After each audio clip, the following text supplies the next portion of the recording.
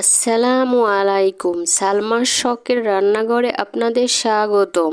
আজকে সেরা স্বাদে ও পারফেক্টভাবে মসুরের ডালের রেসিপি দেখাবো।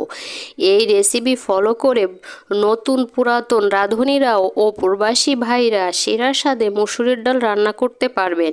এমন কিছু টিপস ও ট্রিক্স শিখিয়ে দেব যে যা জানা থাকলে আপনারাও সেরা স্বাদে ও পারফেক্টভাবে মসুরের ডাল রান্না করতে পারবেন। চলুন রেসিপিটা তাহলে দেখা যাক।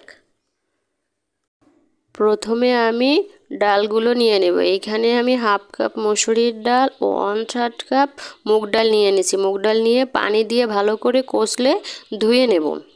এখানে ধুয়ে তারপরে আমি কিছু পানি দিয়ে 2 ঘন্টার জন্য ভিজিয়ে রাখবো। আপনাদের হাতে সময় থাকলে আপনারা আরও বেশি ভিজিয়ে রাখতে পারেন। এরপরে আমি ডালগুলো ধুয়ে ভালো করে ফিরে আসলাম। এইখানে আমি 1/3 কাপ হলো পেঁয়াজ কুচি আর 2 টেবিল চামচ রসুন কুচি দিয়ে দিলাম। দিয়ে 2 টেবিল চামচ তেল দিয়ে দিব। এখানে তেলটা আপনারা অবশ্যই দেওয়ার চেষ্টা করবেন। তেলটারে দিলে ডালটা খেতে অসম্ভব মজা হবে। দিয়ে তেলটাকে দিয়ে আপনারা ডালের সাথে পেঁয়াজ আর রসুন ভালো করে মিশিয়ে নেবেন। এখানে মিশিয়ে এরপরে চুলার জালটা অন করে এইখানে পরিমাণ মতো পানি দিয়ে নেবেন।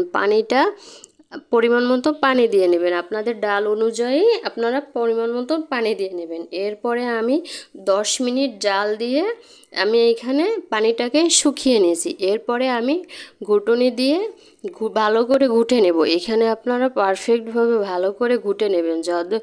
যতটা ভালো করে ঘুটা হবে ডালটা খেতে ততটা টেস্টি হবে। আপনারা এখানে ভিডিওতে দেখতে পারতেছেন এইভাবে ভালো করে ঘুটিয়ে নেবেন। এইখানে ডালটা যদি আস্তে আস্তে থাকে তাহলে খেতে ভালো লাগবে না।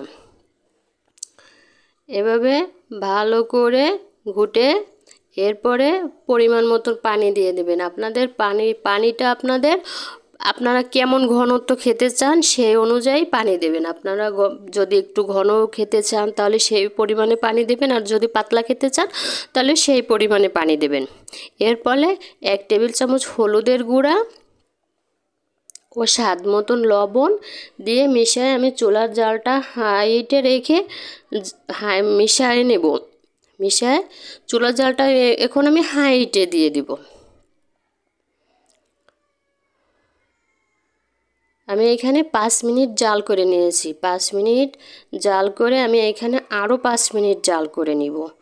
এখানে দেখেন চুলার জালটা হাইটে রেখে এখানে আমি আরও 5 মিনিট জাল করে নিব। এখানে আমি আরও 5 মিনিট জাল করে নিয়েছি। জাল করে এখানে আমি 4-5টা কাঁচামরিচ দিয়ে দিব।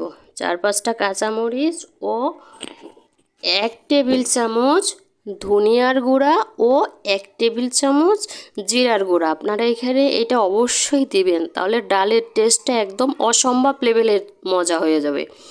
এই জিরার গুঁড়োটা ধনের গুঁড়োটা দিলে ডালের টেস্টটা একদম অসম্ভব মজা হয়ে যাবে। এটা আপনারা অবশ্যই দেওয়ার চেষ্টা করবেন।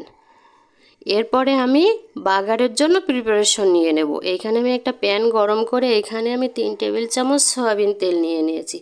3 টেবিল চামচ সয়াবিন তেলটা একটু গরম করে অবশ্যই আপনারা তেলটাকে গরম করে নেবেন। এখানে 1 চিমটি জিরা আর 2টা কাঁচামরিচ ফালি করে দিয়ে নিয়েছি। এরপরে আমি মরিচগুলো আর জিরাটা ভেজে নেব। এখানে আপনারা খেয়াল রাখবেন যাতে জিরাটা আর মরিচটা পুড়ে না যায়। আপনারা জালটাকে মিডিয়াম লোতে রেখে হালকা ভেজে নেবেন, তাহলে সুন্দর একটা ফ্লেভার আসবে। এরপরে আমি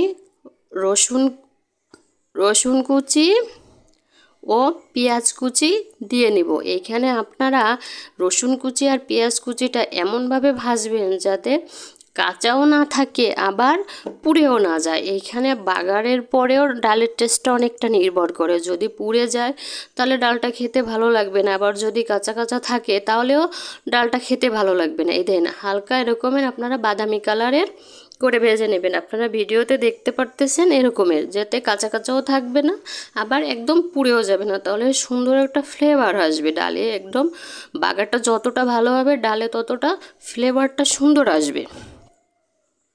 এরপরে আমি ডালটাকে দিয়ে দিব। এই যে ডালটাকে আমি দিয়ে আমি আরও কিছুক্ষণ জাল করে নিব। ডালটাকে দিয়ে আমি আরও কিছুক্ষণ একটু জাল করে নিব। দেখেন দেখতেই কতটা লোভনীয় হয়েছে, আশা করি খেতেও অসম্ভব মজা হবে। আমার এই রেসিপিতে একবার বাসায় বানিয়ে খেয়ে থাকবেন, দেখবেন মুখের স্বাদ লেগেই থাকবে। আমার ভিডিওটা যদি ভালো লেগে থাকে আমাকে লাইক এবং কমেন্টস করবেন। আপনাদের লাইক এবং কমেন্টস আমাকে অনেক বেশি উৎসাহ যোগায়। আজকের মতন বিদায় নিচ্ছি, দেখা হবে পরবর্তীতে নতুন কোনো রেসিপি থেকে। ততক্ষণ ভালো থাকবেন, আল্লাহ হাফেজ।